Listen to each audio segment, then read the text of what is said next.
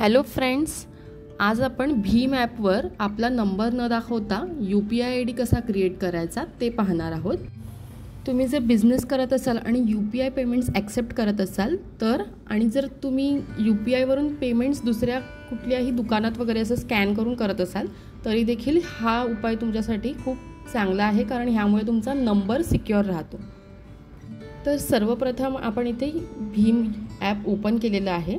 इथे मी upper left कॉर्नरला click केलेलं आहे, जिथे प्रोफाईल होतं आपलं, जिथे आपलं नाव दिसतं तिथे। त्यानंतर मॅनेज UPI IDs, तर इथे आपला आधीचा UPI ID आहे। त्यानंतर आपण थोडंसं त्याला लेफ्ट साईडला करायचं आणि इथे आपल्याला टॅप टू ॲड येईल।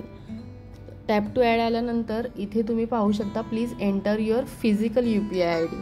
तर इथे तुम्ही तुमचं नाव टाकून त्याची अवेलेबिलिटी चेक करू शकता। तुम्हाला जो पण UPI ID हवा असेल तो तुम्ही इथे टाकू शकता। तसंच जर तुम्ही इथे खाली क्लिक केलं टॅप टू लोड सजेशन्स, तरी देखील तुम्हाला जे अवेलेबल UPI IDs असतील ते तुम्हाला डिस्प्ले केले जातील। तर खाली तुम्ही पाहू शकता इथे 3 अवेलेबल UPI ID आपल्याला दाखवलेले आहेत, पण तुम्ही जो सिलेक्ट केलेला आहे तो देखील अवेलेबल असेल तर तुम्ही क्रिएट करू शकता। त्यानंतर आपण इथे सबमिटवर क्लिक केलेलं आहे। नंतर आपल्याला कन्फर्मेशनसाठी येस दाबायचं आहे आणि इथे आपला फिजिकल UPI ID क्रिएट झाला आहे।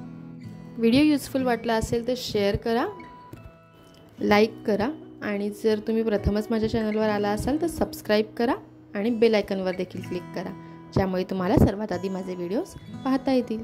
Thank you for watching.